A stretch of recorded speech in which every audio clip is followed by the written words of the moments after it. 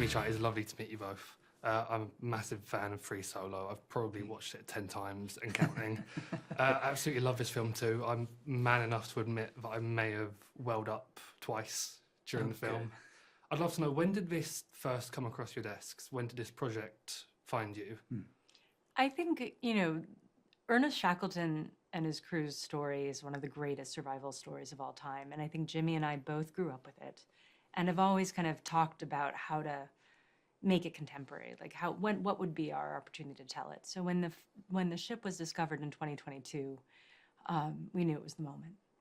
And there is a quote from the start of this film. I'm sorry, I haven't got the direct quote with me. My notes were they were lost on the way over here. But it's about endurance and it's about failing spectacularly and just keep going through that. In both of your careers, is there a particular moment that stands out where you've had to just endure through that?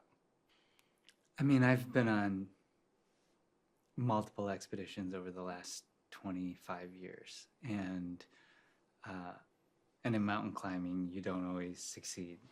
And sometimes you spend years preparing, training for an expedition and a climb, and it just doesn't happen. And whether it's weather, conditions, you're not able to summit. So I'm very familiar with the idea of, not summiting or not succeeding on an expedition. And, you learn that's life. And you take what life gives you. And sometimes you are given an opportunity to succeed and sometimes you fail. So a lot of failures on expeditions for me. When I was growing up, my dad, who taught me how to ski, would always say, it's not a real day of skiing unless you fall. I would say that applies to filmmaking. I think every film we make, if we don't have a moment of just abject failure, of really not knowing which way to go, you're not trying hard enough in some way. It's the constraints that make the opportunities in making documentaries or making any film.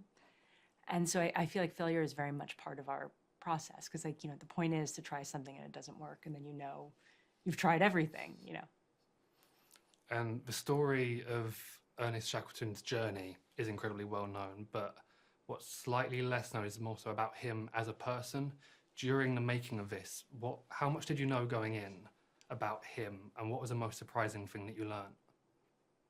I think a lot of business schools talk about, use Shackleton as an example of leadership. And, for me, it was more about putting the pieces together and this idea that he was a real outsider. And he was Irish at a certain time in the UK that, being Irish was tricky. And he didn't attend Oxford or Cambridge. He wasn't part of the Royal Navy. He was a merchant marine.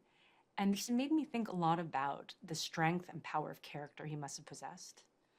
And also these details about he could have been the first to the poles on the Nimrod expedition, had he decided to sacrifice his men. And then that starts putting a focus on how he was a leader and how what his dedication was like to his crew. And so I just think it was more about looking at it from a characterological point of view, and also trying to imagine how difficult, what compelled him to return and return and return. Yeah, I think it says a lot, especially what Chai is saying about how he turned around on the Nimrod expedition and then what he achieved on this expedition, even though he failed to, succeed in his objective of crossing Antarctica. But it really shows that his heart and the care that he possessed was always to his team first and the objective second. And that says a lot about somebody. And throughout this documentary, we get some of the diary entries from his crew told through using AI to recreate their voices. Obviously, I know it is a controversial technology, but in this film, it feels incredibly respectively used. What conversations did you have about how you were going to use it, how much you wanted to use it as well? Well, we created, so AI, the re-speecher technology used in endurance is a tool. It's a craft tool. And our use of it can't be really weighed against like basically everyone should try to educate themselves as much as possible and pressure our lawmakers to govern, to legislate AI, as well as, employ ethical uses, like ethical standards. I mean, we are very clear on that, and we support our unions too, because these are really important questions. We looked at the contemporary tools available to us as an opportunity because, like, basically the way into the Shackleton story is through the diaries, and the diaries are copious. They've got full of personality, different perspectives, but all primary sources on the same events. And this kind of idea came to us about what if you could actually hear someone's words about an event in their own voice, and also look at the real footage at the same time, which Frank Hurley, captured so beautifully. So that's how we looked at it. It was just like this was an opportunity to make vivid and make a new type of history account or archive of a real historical event. And while you were combing through all the archive footage, while you were putting this together, obviously you've both done some incredible things in your careers. How do you think you would have fared on the journey? Jimmy would have been amazing, and I would have been like crying with the puppies. I don't necessarily agree. I think Chai would have been an incredible teammate and survivor. It's the highest compliment he's ever given me, anyway. She might have complained about the smell. I mean, we're like, why didn't they use the dogs like for more warmth? But anyway,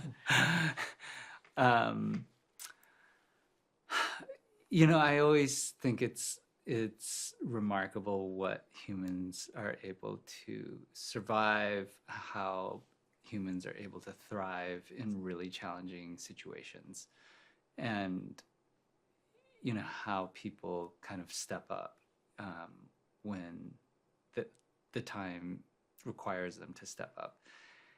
And I think people surprise themselves, like what they're capable of when they're really put into difficult situations. So I'm an optimist, and I, look for the good in people, and I think that everybody has the potential to be great.